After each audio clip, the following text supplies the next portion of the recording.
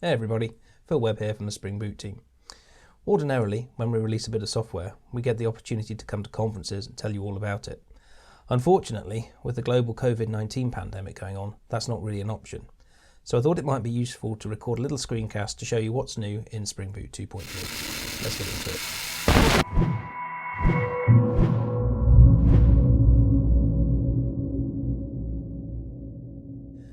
So the first thing that's new in Spring Boot 2.3 is the release itself, and by that I mean you might not be expecting it.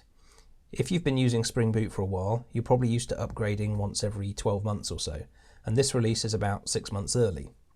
That's because starting with Spring Boot 2.3, we're going to try something different. We're going to start releasing based on a calendar date, so every 6 months you can expect a new release. This means that releases might be lighter, there might be less in them, but the cadence is going to be more predictable and it's going to be easier for you to upgrade. There are a few other projects that are joining us on this adventure. For example, Spring Data is also moving to a 6-month release cadence. Other projects are going to stick to feature-based releases. So for example, Spring Framework is only going to release when it's ready. Regardless, you can be sure that when we release a new version of Spring Boot, we're going to pull in the latest versions of all the dependencies that are available and make sure that they work well together. Talking of dependency upgrades, there are a few things that you need to be aware of with this release, especially if you're a Spring Data user. This version of Spring Boot pulls in Spring Data Newman, and that brings with it some driver updates.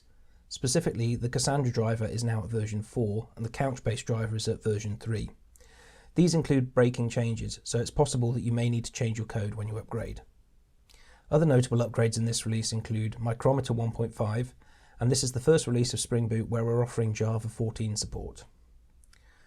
The main part of this presentation, however, I want to talk about Kubernetes, and for that I want to dive into some demos. So here we are at start.spring.io, and what I'm going to do is generate a new project that we can play with. I'm going to generate a Maven project. I'm going to make Java the language of choice, the latest version in the 2.3 line, and then I'm going to upgrade the Java version to 14. I also need to add a couple of dependencies, so I'm going to add a Webb dependency, and I'm also going to add Actuator because I want to demo some features from that later. Click Generate, save the file, and we should have a zip file. Let's head over to a terminal, and then we can unzip this demo file and import it into our IDE.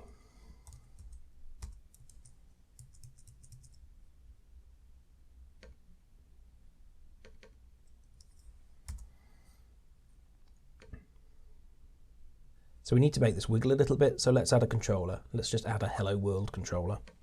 To do that, I just jump in the code. I'm going to create a new class. I'm going to call it Hello World.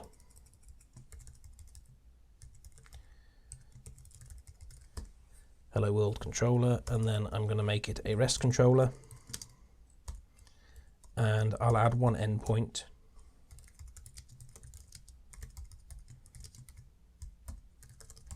And just make it say Hello World. And we're going to map that to /hello. So that's it. That's our basic application up and running. Let's see if it works.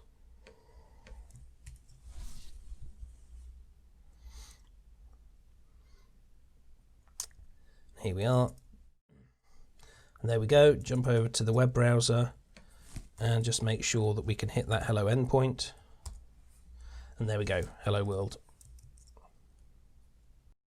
Now pretty much the first thing you're going to want to do when working with Kubernetes is take that application and put it in a container. Now it's always been possible to do this with Spring Boot, but sometimes the results were less than optimal. For example, you may have found that if you change a lot of files that your images start to get bloated and new layers are created each time and a lot of disk space gets consumed. Or you may have found that you simply wanted to run with the fat jar and performance wasn't as good as you expected.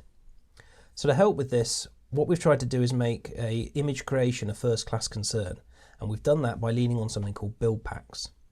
Now build packs are a technology that have been around in some form or other for quite a while, and the buildpacks.io project is an open source project developed jointly by VMware and Heroku. What a build pack does is it takes your application and it creates a sensible Docker image. So let's have a look at what we've got here. I'm going to jump over to the manual and just show you the Maven plugin documentation. So specifically, I want to show you how you can package an OCI image. So section 6 of our reference guide includes information about this new goal called build image.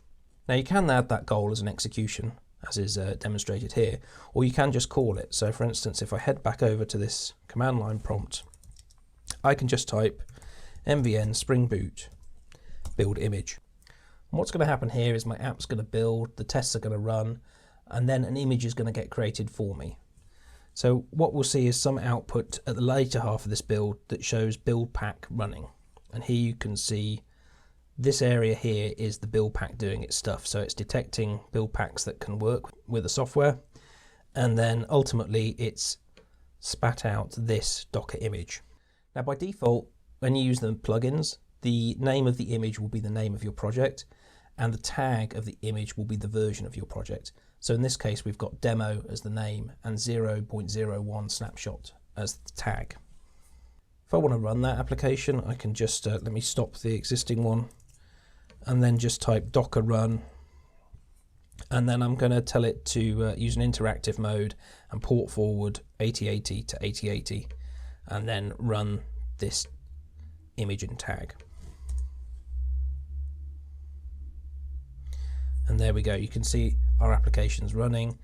And if we head back over to the web browser and hit localhost 8080/hello, we get hello world again, but this time from a Docker image. One tool that's very useful if you're working with Docker images is something called Dive, and Dive will let you dig into an image and see the layers that make up that image. So I want to show you by default what the build pack has done here. So I'm going to type Dive and then I'm going to give it the name of the image and the tag that I want it to view. Once that's loaded, I'm just going to head over here and uncheck the unmodified option so that we can only see things that are added or removed or changed. The way this screen is organized is you've got contents on the right and the layers on the left. So if I scroll down, you can see which layer adds which content. So starting from the top, we can see some APT stuff, some more operating system stuff, and then a little bit further down, we should see the JRE itself being added, and then some additional options by the looks of things, but the layers at the bottom are the ones that are the most important. This 18 meg layer at the bottom is our application. There's one final layer that the build pack also adds, which just provides some metadata for it to read later. Now I mentioned that having one layer that gets updated with every code change is less than optimal. So one thing we can do now is tell the build pack and Spring Boot to generate a layered jar. And in order to do that, we need to add some configuration. If I head back over to the documentation again, in section 5.1, you can see the configuration that you need to add to your Maven plugin if you want to create a layered jar. So I'm just going to copy and paste that and stick it into my POM file.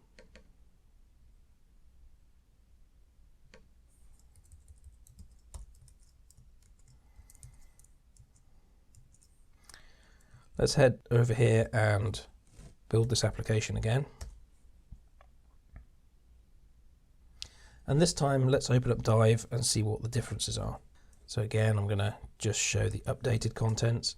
And I'm going to scroll down to the interesting stuff. And already we can see that there are some differences. So unlike previously, we now have one 18 meg layer that just contains our jar files. We've then got something that's about 200K, which is our Spring Boot loader classes. We've then got a layer that's 0 bytes, and this would be snapshot dependencies if you had any. And then finally, we've got our kind of application layer itself. So here you can see that our application is now just 5.2 kilobytes. Now this layered approach is really useful if you've got an application that changes frequently, because it means the only layer that's updated is that one that's 5.2K near the end. If your dependencies are the same, then they don't change, and that means that you take up a lot less disk space with each edit. Now the build pack stuff's quite useful and we think a lot of people will like it, but we also understand that there's a big ecosystem around Dokka Files, so we wanted to be able to support Dokka Files as well. And to do that, we've added something called a jar mode. To show you jar modes, I'm going to jump back into this code again, and this time show you what happens if you run the application as a jar. So ordinarily, if you run java-jar and then rfat jar, the application just starts. However, if we want to run this thing in a different mode, what we can do is add a flag to the front. So if I add -d jar mode equals layer tools, What this is going to do is it's going to start that jar and it's going to offer me a different set of functionality. What this is actually doing is it's just starting up the normal launcher and then diverting off to a different process and providing some built-in functionality that we think you might want to use. Layer tools is the first one that we're offering. You can see here we have 3 commands. We have list, extract and help is the one that's being displayed by default. If I run this command again and put list on the end, you'll see we get the output that represents the layers that this jar supports. So in this example, the jar's got dependencies as the top layer, the Spring Boot loader classes that we saw previously, then snapshot dependencies, and then finally your application. So the other command we've got here is extract. So if I run this command again, this time change it to extract and give it a destination. Oops. Destination, I'm just going to create a temp directory. What this is going to do is it's going to extract the contents of that jar. So this jar is now kind of self-extracting, but it's going to extract the contents into layer folders. So let me show you the contents of that unpacked area. So you can see here we have a folder called application, a folder called dependencies, one called snapshot dependencies, and one called Spring Boot loader. And these match the contents of the layers that list provides. If I dig into a bit more detail and just show you a tree view of that, you can see we have our application layer is the same kind of light 5.2K stuff. Our libraries are all in the lib folder under the dependencies layer, and the Spring Boot loader provides the loader classes that we need. Now the reason we've added this jar mode functionality is it allows you to write proper Dokka files. So if I jump back into the documentation, and this time I'm going to look at the main reference guide. So this chapter explains how you can write a well-formed Dokka file that's going to be both performant and efficient in terms of disk space. And the way that we recommend you do this is to use a multi-stage Dokka file. So I'm going to copy and paste this example here, and we're just going to edit it just a little bit. So let me create a Dokka file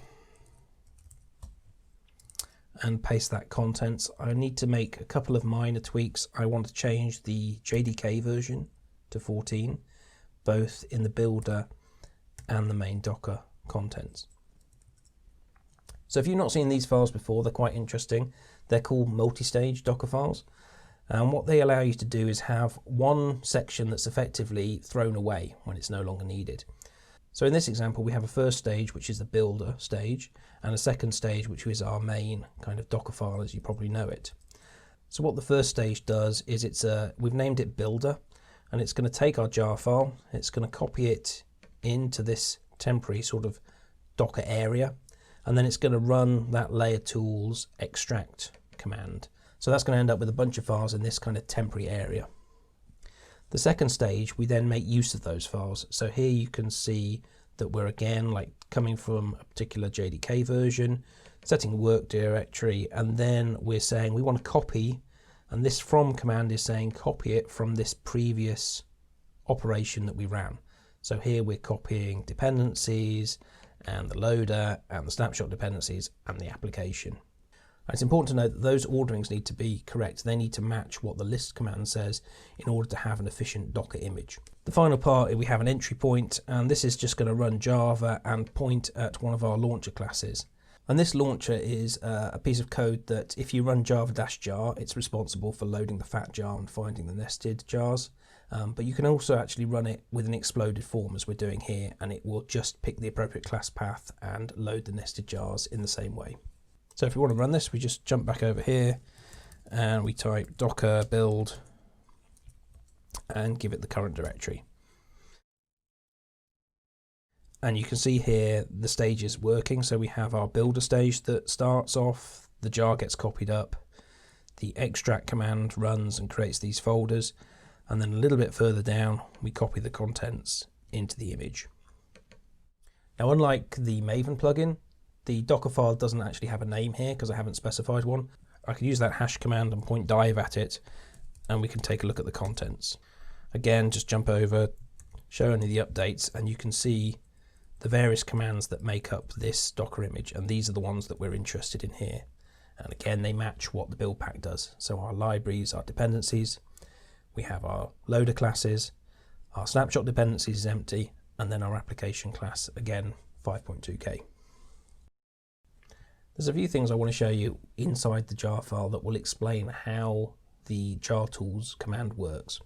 So I'm going to jump back over into my window, and I'm just going to look in the target directory and unpack the jar file. And if I look in the boot imp folder, you'll see there are a couple of files here that are new. So the first is called classpath.index and the second is layers.index. Now, classpath.index solves one of the long-standing issues with Spring Boot, and that is that when you run in an exploded mode, the class path order was non-deterministic. If I just cat the contents of this, you can see it's a fairly simple file, and it just lists the jars that we're going to load and the order that we're going to load them. The other file we've got in here is a layers file. So if I cat the contents of layers.index, what you'll see here is a YAML-like file that describes the layers and the order that they're going to appear in, along with their contents. So you can see we have a dependencies layer that contains the bootinflib folder, the loader layer that contains the contents of the org folder, the snapshot dependencies, which is empty, and then our application layer, which contains classes and these index files along with the meta-imp folder. And this layer index file describes the entire jar. So once you've read this file, we've got the complete jar carved up into layers. I'm going to jump back over to the documentation because I want to show you something in the Maven plugin documentation that explains a little bit how you can customize the layers that you might want. Now, because that layer file is quite flexible, it allows you to choose how you want to carve up your application. We've picked sensible defaults that we think will work for most applications, but it might be possible that you want to do something a little bit unusual. Perhaps you have like a bunch of static resources and it makes sense for you to have those in their own layer. Or perhaps you have some kind of custom libraries that you use inside your organization that change less frequently than your application, but more frequently than our dependencies. In order to do that, what you can do is you can define a layers configuration. So here in the Maven documentation, we've got a little bit of explanation about what we need to do. I'm going to copy this line, head back over to my configuration and just add it in. And what this is saying is I want you to configure the layers using this layers XML file. So we need to go ahead and create that in our source directory.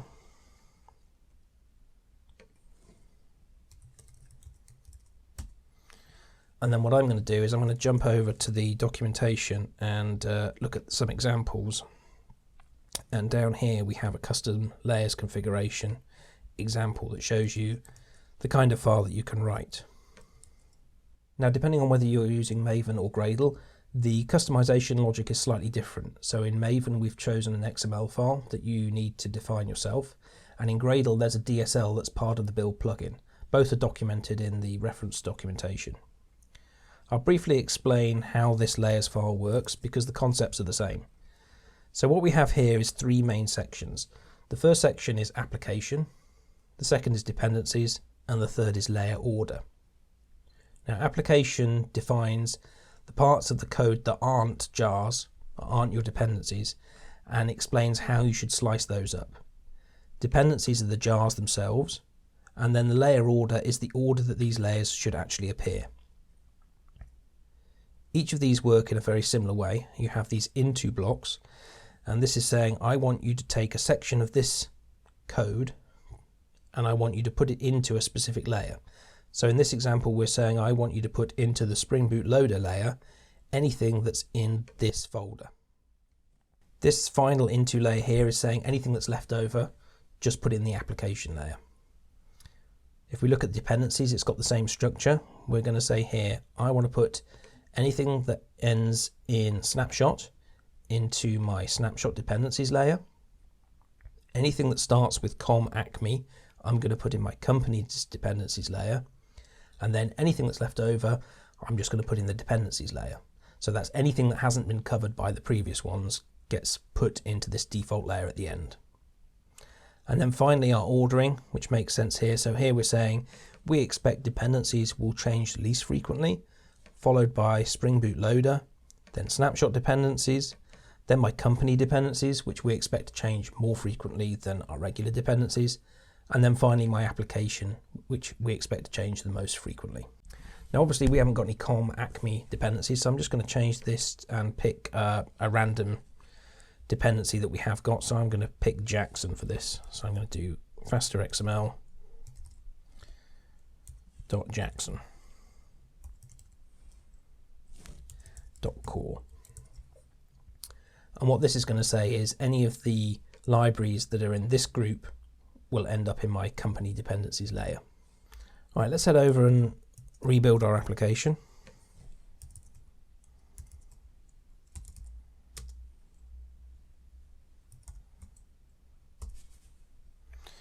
I'm just going to run build image again, let it do its thing, let the build pack kick in. So start dive again. So we can see if we jump down here, we now have a few more layers. So we have our 16 meg dependencies layer. Then we have our loader layer. Then we have our snapshot dependencies, which is empty again. And then we have a 1.8 meg for our company dependencies. In this case, it's just got Jackson inside it. Then we have our application and then the build pack layer as usual. So we hope that that layer's configuration is simple enough to understand, but powerful enough to allow you to do what you want to carve up your jar if our default layers aren't working for you. The next thing I want to show you is Graceful Shutdown. So to do that, I'm going to jump back into the code and I'm going to make some changes to my controller. What I want to do here is I want to make this controller act like it's very, very slow. So I'm just going to add a thread sleep. And I'm going to make this really slow, a 5-second delay for each request.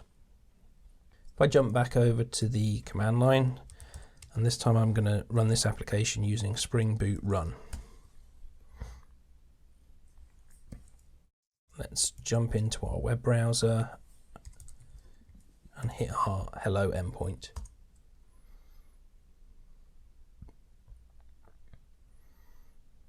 And you can see there that that request took a significant amount of time. What I'm going to do here is I'm going to turn on the web tools and I'm going to show you the network traffic.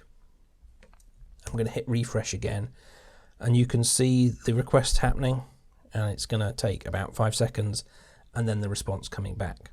Now in early versions of Spring Boot, if you had a request like this and your application needed to be stopped in order to be moved. So for instance, if you're running Kubernetes and the pod needed to be relocated somewhere else, then this kind of long running request would not shut down properly. I can show you that now by if I hit refresh on this again and then jump back over here and just Control C like mad until this application stops. You can see not only did we get an ugly stack trace, but if we head back to our web browser, we got an incomplete response. So here the user experience is not great. If the user happens to be hitting a request when your application is shut down, they don't get to finish that request and they get this horrible experience. Now in order to fix that, what we've done is add something called Graceful Shutdown support. So I'm going to jump back over to my application and I'm going to open my application properties. And what I need to do now is add a couple of properties. The first is called Shutdown, server.shutdown, and there are two values that are available. The immediate is the mode that we ship out of the box, and graceful is a new mode. So I'm going to choose graceful. The second property that I need to set is a lifecycle property, and that's timeout per shutdown phase. And I'm going to give that 20 seconds. And what this property means is when Spring is running a phase, when it's doing a shutdown of a lifecycle phase, it's going to give it this amount of time to complete that phase. So 20 seconds is about right for what we want. Let's head back over to the app again and do Spring Boot Run. And then I'm going to head back to my web browser, do a refresh and jump back over here and hit Control C. And immediately you can see there are some differences. So we no longer got this stack trace, instead we got this message commencing Graceful Shutdown, waiting for active requests to complete. So what that's going to do is it's going to drain the web server. All the active threads are going to complete, but no new ones are going to be accepted. If we head back over to our web browser, you can see that this time we actually did get a response. So an in-flight request was finished. Now this kind of functionality is very important if you're running in a cloud platform like Kubernetes. Kubernetes wants to be able to take your application, shut it down and start up a new version somewhere else. And we want that experience to be as seamless as possible for our users. One of the ways that Kubernetes is able to understand about your application is through something called probes. To show you probes, I'm going to jump back over to the code. So I need to add a couple of properties. The first one I need to add is the cloud platform property. And I'm going to pretend that we're running on Kubernetes. Now Spring Boot's had cloud platform support for a while. You can do conditional on cloud platform and pick the platform that you're running under, but previously you weren't able to customize it. We've now added a property which means it's very easy to pretend you're in a specific cloud platform without actually being there. It's quite useful for testing and it's quite useful for demos. The second property that I want to add is my exposure for my actuator endpoints. So I'm going to do expose for the web endpoints. I'm just going to include everything. The way that we've offered probe support is to lean on the existing actuator functionality. So I need to make sure that all of my web endpoints are exposed and available. Let's start this application again. And then I'm going to head over and instead of looking at my hello endpoint, I'm going to look at the actuator endpoint that is provided by Spring Boot. Now specifically the one I want to look at is health. So here you can see we have an overall application health of up, but you can also see that we have two groups available. Now health groups have been available in Spring Boot since version 2.2, and it's a way of collecting health indicators that make sense for a particular purpose and grouping them together. What we've decided to do for probe support is lean on this group functionality and provide a couple of auto-configured ones on your behalf if you're running in Kubernetes. So you can see we have one called liveness and one called readiness. If I look at liveness, you can see we have a status of up, and if I look at readiness, you can see I also have a status of up. To show you how this stuff works, I want to jump back into the code and dig into some of the Spring Boot code itself. What I want to do is I'm going to add a couple of new methods here that are going to simulate this application going up and down. So I'm going to add a down method, and I'm going to add an up method. I'm going to map those as appropriate.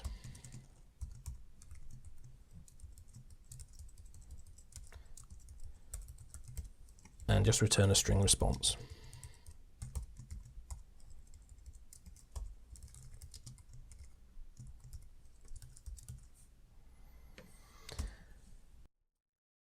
So the way that we've added probes is we've added a new feature in Spring Boot called application availability. So there is a new class called availability change event. And this is an event that Spring Boot itself will fire when it thinks an important part of the application lifecycle has happened. All this event does is it carries one piece of data called the availability state, and that's just an interface. And we have two of these that are provided out of the box. We have a liveness state, which is an availability state for the liveness probe, and we have a readiness state, which is an availability state for the readiness probe. So you can see here, these are just simple enums. We have a liveness state of correct if the application is running and broken if it's not, and a readiness state for accepting traffic or refusing traffic. And what Spring Boot will do is as your application starts, it will fire these events at the appropriate time. So for instance, once the web server has started and Spring MVC has come up, it will fire an event to say I'm ready to accept traffic. But if you want to, you can also control these events yourself and you can fire them from your own application. So what I want to do here is simulate a publish. I'm going to publish this event to a publisher. I'm going to use this as the source, and I'm going to change my readiness state. So let's pick readiness state.refusing traffic for down and readiness state accepting traffic for up. If you're not familiar with an application event, it's been in Spring Framework for a long time, and a publisher is just an interface, so I can inject it into my controller.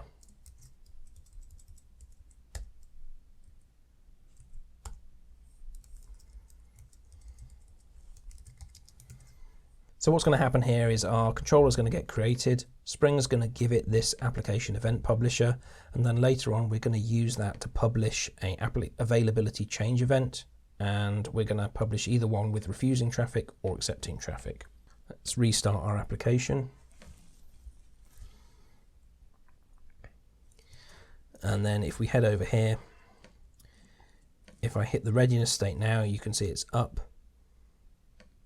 If I go to a new tab, hit localhost, 8080 down, we get our down response, and our application is now returning a response of out of service. If I hit up again, our application becomes healthy and Kubernetes will start routing traffic to it. And these response codes will work out of the box with Kubernetes. So once you wire everything up, then things will just work. And there's examples in the reference documentation that show you how to do that. Whilst we're in this actuator endpoint, there's one more feature that I want to show you that I think is quite useful. If you look at the config props endpoint, we've added a new field to it. So I'm just going to grab the raw data here, pretty print it, and copy it into a text editor. And I want to show you the graceful property that we set. So right here, what this endpoint is showing you is that we have a class called server properties, which is a configuration properties class. So if I jump into the code base, we can actually look at that class. This is part of Spring Boot itself. You can see it's a configuration properties class that binds anything that starts in server to these properties. And indeed, one of the properties is the shutdown property, which points to an enum.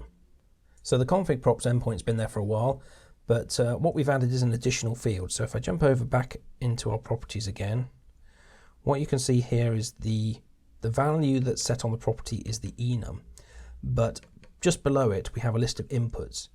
And what this is saying is, where does this value actually come from? And if we scroll down, we can find the shutdown property.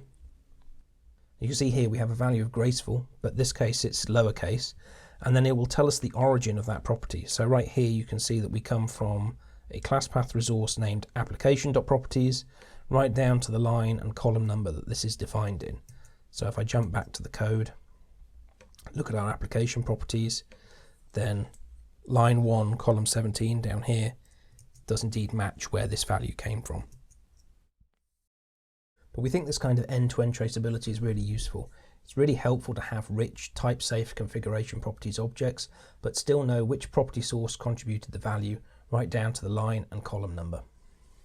And that pretty much wraps up the demo. There are a couple of things that I wanted to show you that I couldn't get to. That includes the R2DB support that we've added. So if you're a reactive programmer, you might want to check that out.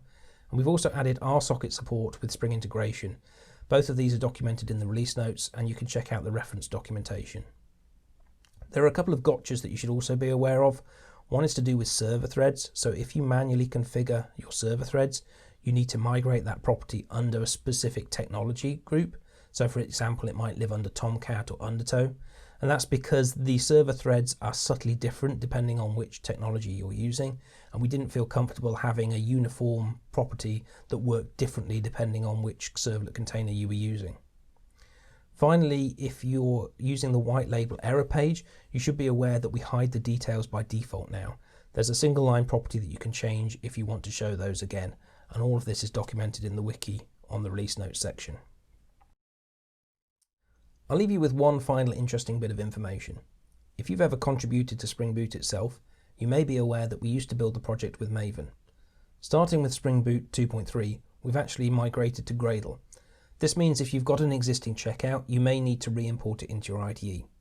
The good news is that most IDEs support Gradle really well out of the box, and the new build is significantly faster than the old one. If you need extra help, jump over to the contributing guide on the GitHub page, and you'll find detailed instructions on how to work with the code. We really appreciate all pull requests and contributions that get made to the project. And that's pretty much it from me. I hope that next year we'll be able to go back to conferences and present this information face to face, but for now this will have to do. Cheers.